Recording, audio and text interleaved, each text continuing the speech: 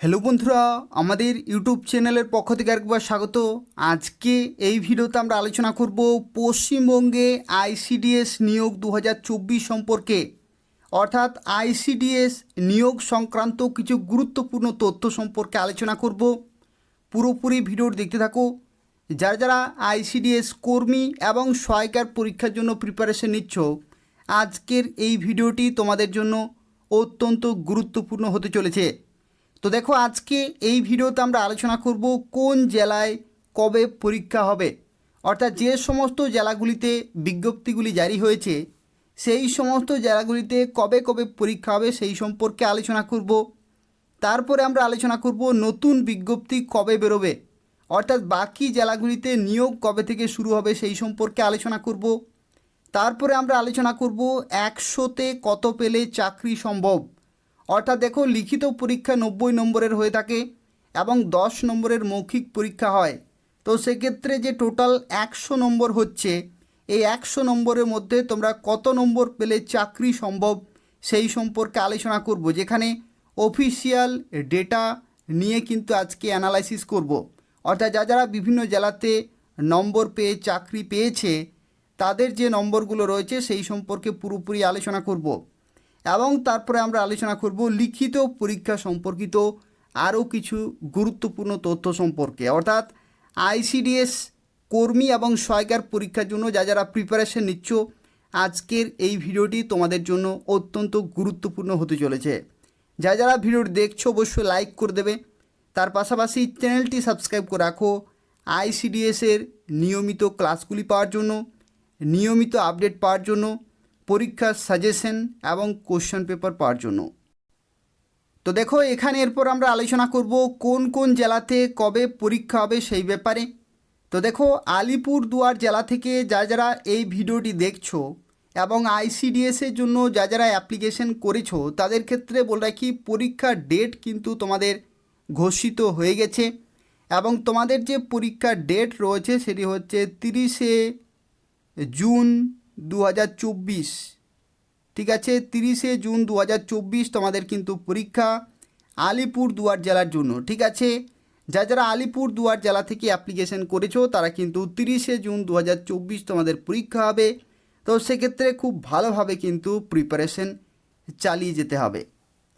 পরবর্তী দেখো, মালদা জেলা থেকে যারা দেখছো এবং মালদা জেলার আইসিডিএসের জন্য যারা অ্যাপ্লিকেশন করেছো তাদের ক্ষেত্রে বলে রাখি, অফিসিয়ালি কিন্তু ডেট এখনও পর্যন্ত ডিক্লেয়ার করেনি যে তোমাদের পরীক্ষার ডেট কবে, কিন্তু তোমাদেরকে এখানে জানিয়ে রাখি তোমাদের পরীক্ষা কিন্তু জুন মাসে অথবা জুলাই মাসে কিন্তু হবে। জুন মাসে যদি না হয় তাহলে জুলাই মাসে অবশ্যই হবেই হবে। তো সেক্ষেত্রে বুঝতে পারছো খুব কম কিন্তু সময় রয়েছে। তো 2 থেকে 3 মাস কিন্তু সময় রয়েছে। এই নির্দিষ্ট সময়ের মধ্যে পুরোপুরি প্রিপারেশন কিন্তু কমপ্লিট করতে হবে, অর্থাৎ যা কিছু সাবজেক্ট রয়েছে এবং যতগুলি টপিক রয়েছে প্রত্যেকটি কিন্তু খুব ভালোভাবে রেডি করতে হবে, তাহলে তোমরা খুব ভালো স্কোর করতে পারবে। আমি তোমাকে কিছুক্ষণের মধ্যে দেখিয়ে দিচ্ছি যে কত নম্বর পেলে তোমাদের চাকরি সম্ভব সেই সম্পর্কে আলোচনা করব কিছুক্ষণের মধ্যেই। এখানে দেখো, যারা উত্তর 24 পরগনা জেলা থেকে অ্যাপ্লিকেশন করেছো আইসিডিএসের জন্য তাদের ক্ষেত্রে বলে কি, জুন মাসে তোমাদের পরীক্ষা হওয়ার চান্স কিন্তু বেশি নেই, কিন্তু জুলাই মাসে তোমাদের পরীক্ষা হবেই হবে। ঠিক আছে, জুলাই মাসের মধ্যেই কিন্তু তোমাদের পরীক্ষা হয়ে যাবে এবং কবে পরীক্ষা হবে বা যে ডেট রয়েছে সেটা কিন্তু তোমরা এদের অফিসিয়াল ওয়েবসাইটে খুব তাড়াতাড়ি জানতে পারবে। তো সেক্ষেত্রে তোমরা বুঝতে পারছো যারা এই সমস্ত জেলাগুলি থেকে দেখছো, আলিপুরদুয়ার, মালদা এবং উত্তর 24 পরগনা, তাদের ক্ষেত্রে তোমাদের পরীক্ষা কিন্তু জুন এবং জুলাই এই 2টি মাসের মধ্যেই কিন্তু এই 3টি জেলার পরীক্ষাগুলি কিন্তু কমপ্লিট হয়ে যাবে। তো সেক্ষেত্রে খুব কম সময় রয়েছে, খুব ভালোভাবে কিন্তু প্রিপারেশন চালিয়ে যাও। এবং বাকি যে সমস্ত জেলাগুলি রয়েছে পশ্চিমবঙ্গের, সেই সমস্ত জেলাগুলির ক্ষেত্রে বলে রাখি নোটিফিকেশন কবে বেরোবে বা অ্যাপ্লিকেশন কবে থেকে শুরু হবে। তো বলে রাখি, অ্যাপ্লিকেশন প্রক্রিয়া বা নতুন বিজ্ঞপ্তি আসতে চলেছে ভোটের পরেই।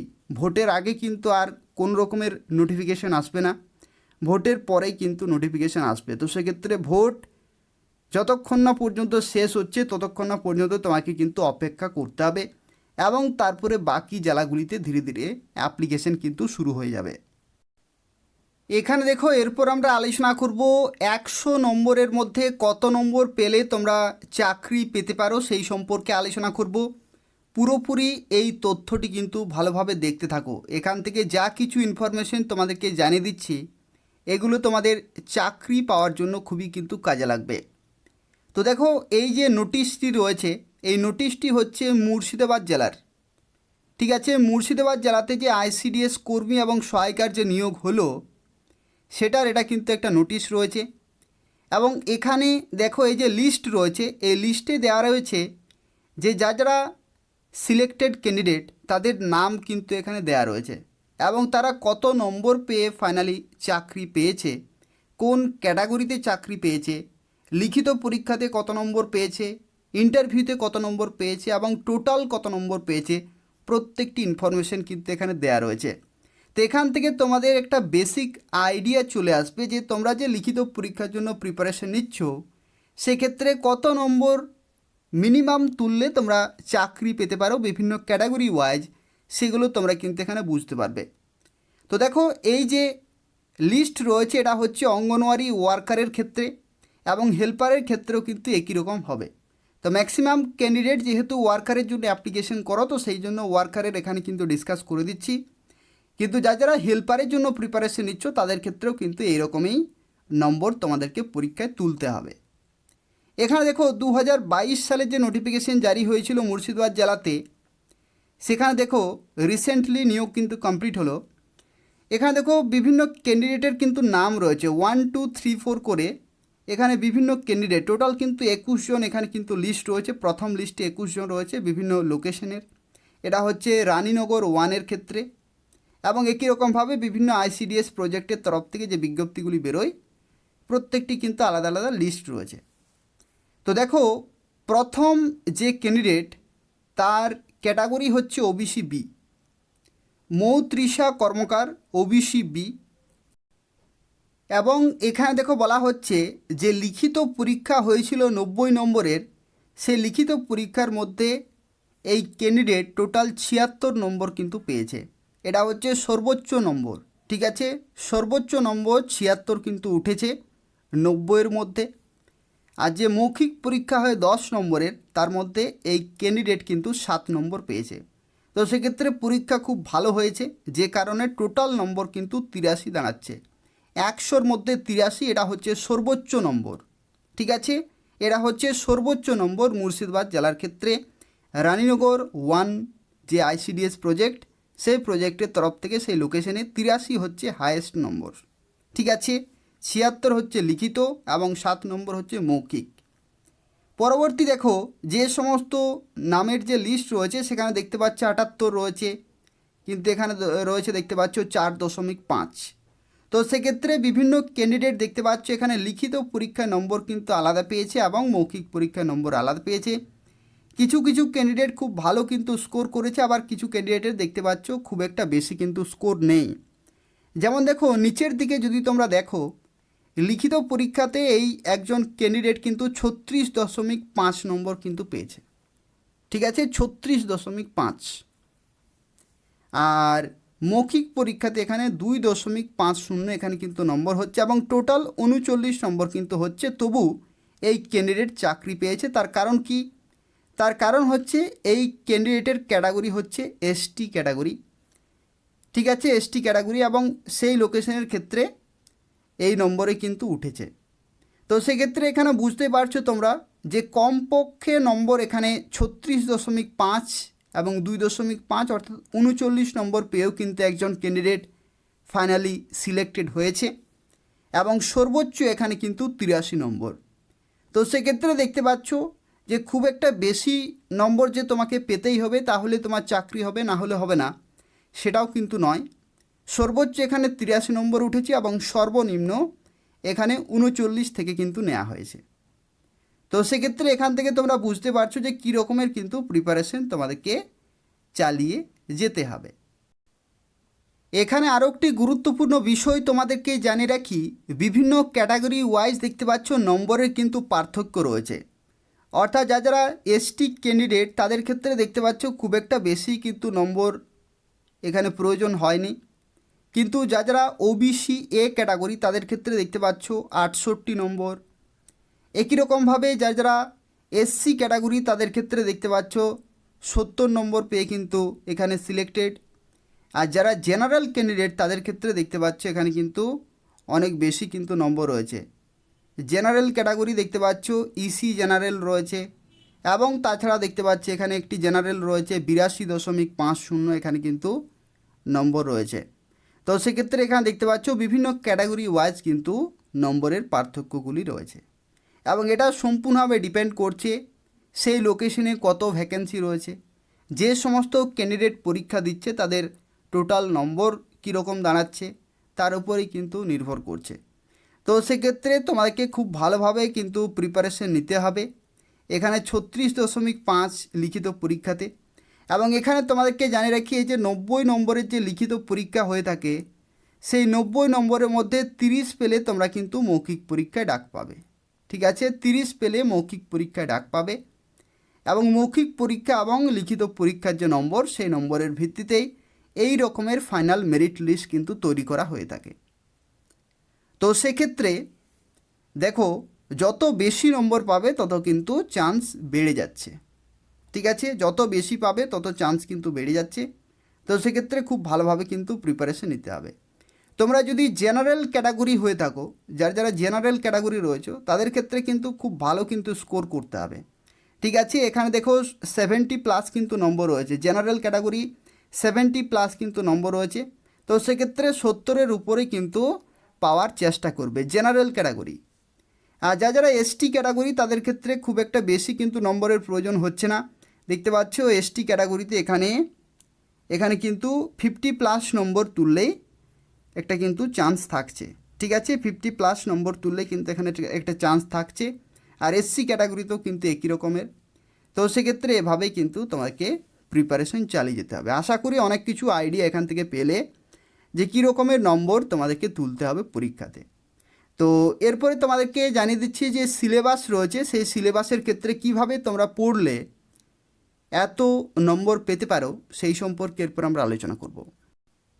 তো দেখো পরীক্ষার সিলেবাসের ক্ষেত্রে তোমাদেরকে জানিয়ে রাখি বাংলা ভাষায় রচনা লিখন 150টি শব্দের মধ্যে ক্লাস 8 পাস লেভেলের কিন্তু কোশ্চেন থাকে, যেখানে 15 নম্বর থাকে, এবং খুব ভালোভাবে যদি তোমরা লিখতে পারো তাহলে 13-14 নম্বর কিন্তু অনায়াসেই পেতে পারো। পাটিগণিত থেকে তোমাদেরকে জানিয়ে রাখি ক্লাস 8 পাস লেভেলের কিন্তু কোশ্চেন থাকে, যেখানে 20 নম্বর এখানে থাকে, এবং পুষ্টি জনস্বাস্থ্য নারীর সামাজিক অবস্থান থেকে 15 নম্বর। এই সাবজেক্টটিও কিন্তু অত্যন্ত গুরুত্বপূর্ণ। এই সমস্ত সাবজেক্ট থেকে কিন্তু খুব সহজেই তোমরা নম্বর পেতে পারো, তার কারণ হচ্ছে সঠিক উত্তর যদি জানা থাকে তাহলে কয়েক সেকেন্ডের মধ্যে তোমরা কিন্তু দাগ দিতে পারবে। এবং ইংরাজিতে দেখতে পাচ্ছ ইংরাজি ভাষায় সরল ও প্রাথমিক জ্ঞান এবং অষ্টম ও নবম শ্রেণী মানে সরল অনুবাদ থাকে 20 নম্বর। আর তারপরে এখানে সাধারণ জ্ঞানের প্রশ্ন থাকে 20 নম্বর। তো এই হচ্ছে সিলেবাস। এখানে তোমাদেরকে জানিয়ে রাখি কোন কোন সাবজেক্টগুলি থেকে খুব ভালো স্কোর করতে পারবে। প্রথম যে সাবজেক্ট রয়েছে যেটি হচ্ছে ইংলিশ থেকে, ইংলিশে তোমাদেরকে জানিয়ে রাখি এই যতগুলি সাবজেক্ট রয়েছে তার মধ্যে সবচেয়ে সহজ প্রশ্ন কিন্তু আসে ইংরেজিতেই। তো সেক্ষেত্রে এখানে কিন্তু যে 20 নম্বর রয়েছে সেই 20 নম্বরের মধ্যে 16-17 নম্বর কিন্তু তোমরা অনেকেই পেতে পারো, যদি তোমরা খুব একটা বেশি কিন্তু প্রিপারেশন নিতে হবে না। বেসিক যে সমস্ত গ্রামারগুলি রয়েছে ইংরাজি সেগুলো কিন্তু তোমাকে বারবার প্র্যাকটিস করতে হবে, তাহলে 16-17 নম্বর কিন্তু অনায়াসেই পেতে পারো।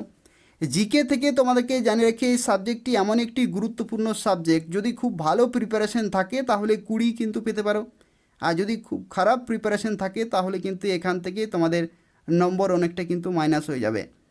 তো সেক্ষেত্রে 20 নম্বর কিন্তু এখানে গুরুত্বপূর্ণ রোল কিন্তু প্লে করবে। খুব ভালোভাবে কিন্তু জিকে সেকশনটি প্র্যাকটিস করতে হবে। ঠিক আছে, ওয়েস্ট বেঙ্গল জিকে থেকে শুরু করে ইন্ডিয়ান জিকে এবং কারেন্ট অ্যাফেয়ার্স এগুলো কিন্তু খুব ভালোভাবে প্র্যাকটিস করতে হবে। আর পুষ্টি জনস্বাস্থ্য নারীর সামাজিক অবস্থানে যে 3টি সাবজেক্ট রয়েছে এই 3টি সাবজেক্টে কিন্তু তোমাদের দেখতে পাচ্ছ 55 নম্বর কিন্তু রয়েছে। 3টি সাবজেক্ট যদি তোমরা খুব ভালোভাবে প্র্যাকটিস করো তাহলে 55 নম্বর কিন্তু এখানে রয়েছে, এবং এই সমস্ত সাবজেক্টের ক্ষেত্রে কিন্তু খুব একটা বেশি সময় কিন্তু লাগে না, সঠিক যদি তোমাদের জানা থাকে তাহলে কয়েক সেকেন্ডের মধ্যেই তোমরা কিন্তু সঠিক উত্তর করে আসতে পারবে। ঠিক আছে, 55 নম্বর কিন্তু নির্ভর করছে এই তিনটি সাবজেক্টেই। একই রকমভাবে দেখো এখানে রচনার ক্ষেত্রে যদি তোমরা খুব ভালোভাবে গুছিয়ে লিখতে পারো তাহলে 13-14 নম্বর অনায়াসেই পেয়ে যাবে। আর যদি তোমাদের খুব একটা ভালো লেখা যদি না হয় তো সেক্ষেত্রে 10+ নম্বর কিন্তু পাবে। তো সেক্ষেত্রে দেখতে পাচ্ছি এখানে 55 আর এখানে কিন্তু 10+, তো সেক্ষেত্রে 65+ কিন্তু এখানে হয়ে যাচ্ছে। ঠিক আছে, তো 65+-এর মধ্যে আমি ধরে নিচ্ছি 60 নম্বর এখানে কিন্তু ধরে নিচ্ছি 4টি সাবজেক্টে।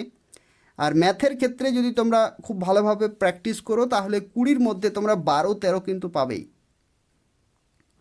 ঠিক আছে, 20-র মধ্যে 12-13। এখানে দেখতে পাচ্ছ 60 এবং 12, যদি 60 আর 12 যদি আমরা দেখি তাহলে 72, 72 কিন্তু হয়ে যাচ্ছে। জেনারেল ক্যাটাগরিতে এটা কিন্তু অত্যন্ত ভালো একটা স্কোর। আর যদি তোমরা SC ST OBC হয়ে থাকো তাহলে এটা কিন্তু খুব ভালো স্কোর। তো সেক্ষেত্রে চাকরি পাওয়ার সম্ভাবনা কিন্তু আরও বেড়ে যাবে, যেহেতু মুর্শিদাবাদ জেলাতে এরকম নম্বরে কিন্তু চাকরি পেয়েছে।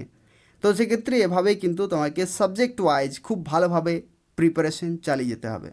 যারা ICDS পরীক্ষার জন্য প্রিপারেশন নিচ্ছ তাদের ক্ষেত্রে বলে রাখি, এই ভিডিওর কমেন্টে ICDS-এর প্লেলিস্ট রয়েছে, সেখান থেকে তোমরা প্রত্যেকটি সাবজেক্ট ওয়াইজ ক্লাসগুলি পেয়ে যাবে। সেখান থেকে তোমরা পরীক্ষায় কমন পাবে। তো সেক্ষেত্রে নিয়মিত ক্লাসগুলি ফলো করতে থাকো এবং প্র্যাকটিস করতে থাকো, খুব তাড়াতাড়ি তোমাদের কিন্তু পরীক্ষা হতে চলেছে। যারা ভিডিও দেখলে অবশ্যই লাইক করে দেবে, তার পাশাপাশি চ্যানেলটি সাবস্ক্রাইব করে রাখো ICDS-এর গুরুত্বপূর্ণ আপডেটগুলি সময় মতো পাওয়ার জন্য। ধন্যবাদ।